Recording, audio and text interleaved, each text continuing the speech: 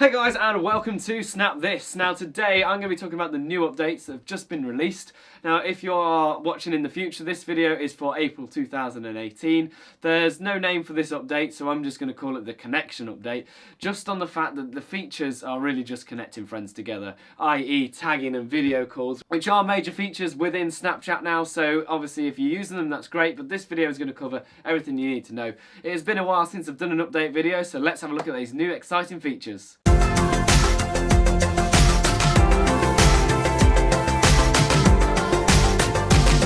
Hey guys, and welcome. Thank you very much for tuning in. Now what we're firstly going to kick off with is video calling. Now it has been in the app before, but it was on a one-to-one basis, so it was just you and a friend and no one else. But now they have released group call chats, and it's great because it can host 16 friends in one chat, which, to be honest with you, I haven't got a group chat bigger than 9. I dread to think how noisy it's going to be. But yes, so group chat up to 16 friends. I've got a video on screen that Snapchat released last week showing off their 16 friends in one chat. Now, some of the perks of this over FaceTime, obviously, I know this is not a comparison video to FaceTime, but you can have the face filters, which are great. I mean, I don't know how useful they're going to be in a chat of 16, having all faces showing off with different filters. But I guess if you wanted to look cool or be a bit different, then yes, you can use the face filters while on the call. Another good feature about it is you actually don't have to join via video if you don't want to. So obviously if you're not confident or you're in a dark room, what's the point in putting your video on? You can just join by audio if need be. Just some other information that you might want to know about the calls. If you're not the originator, so the original 2, you can join the calls at any time as long as you're in that group. You just open the group chat and at the bottom you can see join group. Tapping that will join you via video or audio depending on what you choose, and obviously if there's loads of people in the chat it will then segregate it into different types of squares depending on how many are in the group. Obviously with the 16 it's 4 a row. If obviously there's 4 of you, there'll be 1 in each corner, and then obviously with the odd numbers I'd be interested to see what it comes up with there. Now for some of you who don't know, video call's been in Snapchat for a very long time. I'm going to give you a quick history lesson. So jumping back to when it first released, it was on a one-to-one basis, but when you joined the chat there used to be this little yellow circle, and when you were both in the same chat it would go blue. If one of you held the circle down it would then display a webcam and you could hear the other person. It was a one-way chat unless if the other person held the blue circle, and I will try and find some demonstrations of that, if not. But that's how the old chats used to work, so the 2 blue circles, but now there is a video call button, which is great to see.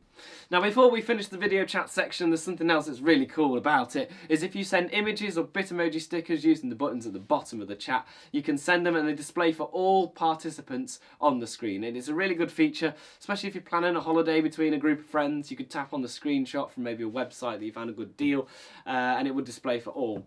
If obviously they were doing a holiday and let's say 5 of the friends are in the group chat and the 6th friend couldn't make it, all the screenshots from the chat and any text that was added stays in the group chat, so you can talk them through it after, which I think is a great feature because it doesn't leave anybody out. But that's really everything I've got on video calling. It's a great feature.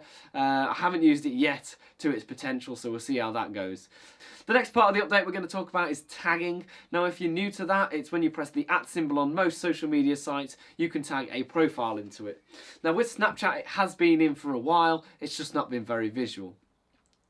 Now how to tag somebody, all you've got to do is take a snap, open your keyboard and press the @ symbol, and just above all the letters you will see people's Snapchat names. If it's a group chat you should get everyone part of that. If it's just a general snap you'll see the last people that you messaged. So it's great in terms of finding the friends. If you start typing though it will narrow it down, as you can see. If I type S you'll see everyone beginning with S there.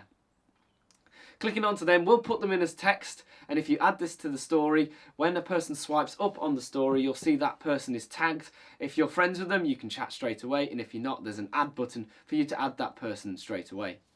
If you tag somebody in a story, it will notify them. It will give them a push notification saying they've mentioned you in the story, and it will also tag them in it, so when they go onto the chat they'll see the exact story that you're on about, which is great. If you want to tag somebody maybe in a selfie and you went @ friend's name, it will then send it across to them so they don't have to screenshot it at a later date.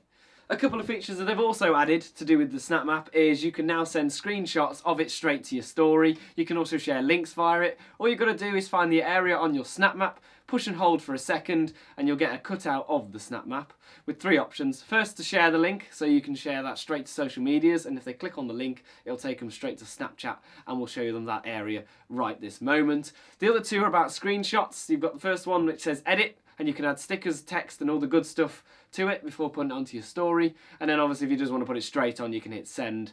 Adding it to your story will just be a screenshot though. There'll be no camera roll bit at the top. There'll also be no link to the Snap Map. It is just a picture, so just be wary of that. Now please be careful because your friends' Bitmojis will also be there. So if your friends' houses are on display, just be careful with that one. Some other good news, Snapchat have finally allowed GIFHY to come back. So those were those little flashing GIF animations that you can add to your snaps to make them a little bit more exciting. So you could search car, instead of just having the Bitmoji ones, they've got GIFHY ones on there as well. So that's great. So check those back out. And finally, to finish, you can now change your outfit from the Bitmoji keyboard if you have that installed.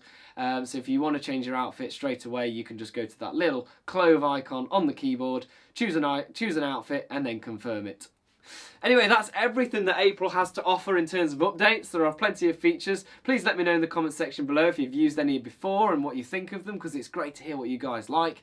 Now, I'm Snapthis. If you're new around here, obviously you can subscribe. If you enjoyed the video, then please give us a like. And if you want to know exactly what I do, I sort of stay around Snapchat at the moment. I've attached some of the spectacles to a drone. That was an interesting video. You can check that out on the channel. But I'm trying to, help you guys out in terms of Snapchat because it is a great app. So thank you very much for watching, and we'll catch you in the next one.